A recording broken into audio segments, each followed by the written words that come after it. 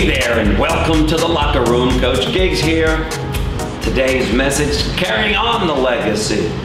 Yesterday's message was leaving a legacy, and we had Leslie Correa in, and that today we have Kimberly Correa. Kimberly. Hello. Hello. You're so welcome. Thank you for joining me here in the locker room. Good to see you. You too. Anyway, before I speak with you, let me talk to them a little bit about you. These two messages, the one yesterday and today, are about legacy. For those of us who have children, for those of us who have relationships with people, we're going to leave a legacy. And as you saw yesterday, Leslie, Kimberly's father, is an entrepreneur who owns a very successful salon, has been in the business his whole life, is passionate about it, looking into opening up more salons, etc. And his legacy is, while it may appear to be what he's done in his career, his legacy is really sitting here to my right. Okay, let's get to the core of the message. It's about carrying on the legacy. What did your dad do for you that has enabled you to be this little 25-year-old entrepreneur who's moving on? What did he do for you?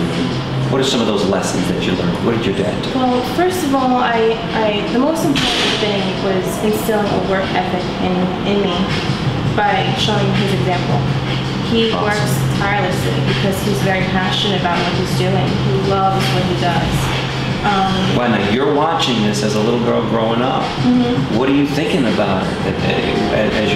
What are you thinking when your dad is working? Are you upset that he's not home, or do you kind of understand, or it's just normal? There were times when I was upset he wasn't home, but then there were times when he would take me with him, you know? And I was the little 10-year-old girl that got to go to LA with my father to a hair show and had someone do my hair on stage.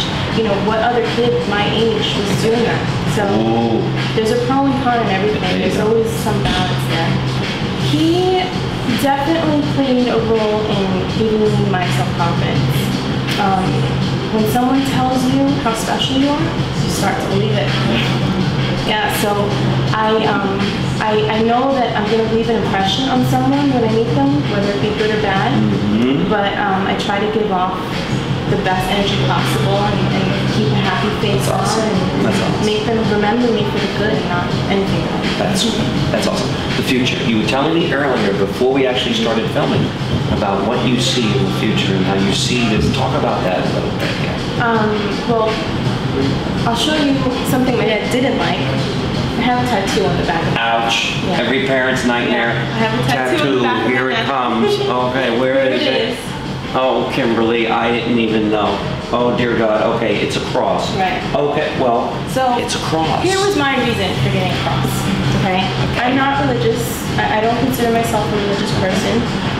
But what I do consider my religion is my family. The reason I got the cross is because to me, it stems 3 points from one long stem. And for me, that was me and my parents. So that's my religion. Wow. Okay, let's keep getting on here. Hold on. What would you say? Let's move on. These are unbelievable things that have obviously been instilled. Is there anything else, by the way, before I move on to something? Anything else that your dad has instilled? Oh yeah. You know, I always look towards my future, and you know, because he made me such an important part of his life, I want to do the same for my children. So the only way I can think of doing that is to be with them as much as my dad is with me and making memories with them. And I want the freedom to do that.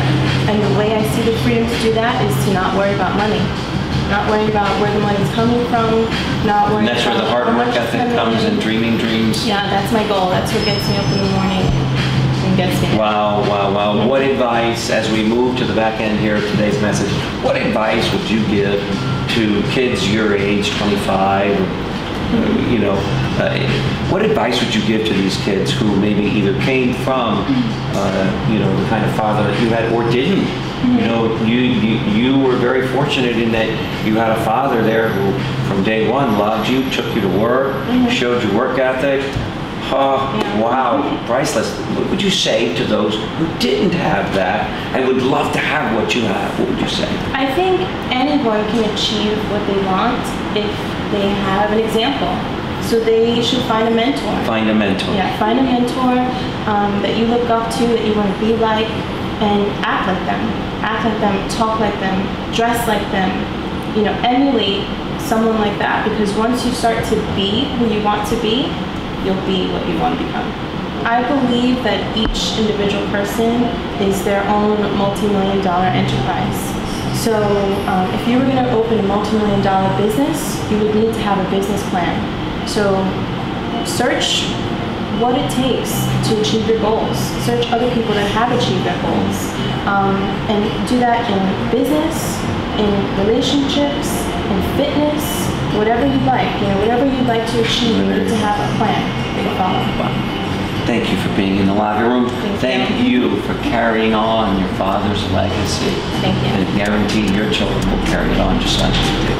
Keep happy here. See you guys in the locker room. Live your best life. Those of you who are young, grab on to the legacy. If you don't have one, create one. Make it a great day.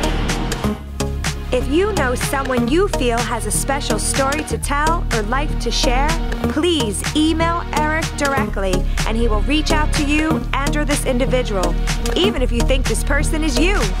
And by the way, if you've enjoyed and feel the Daily Locker Room has served as an inspiration in your life, why not share it with a friend by sending them the daily message?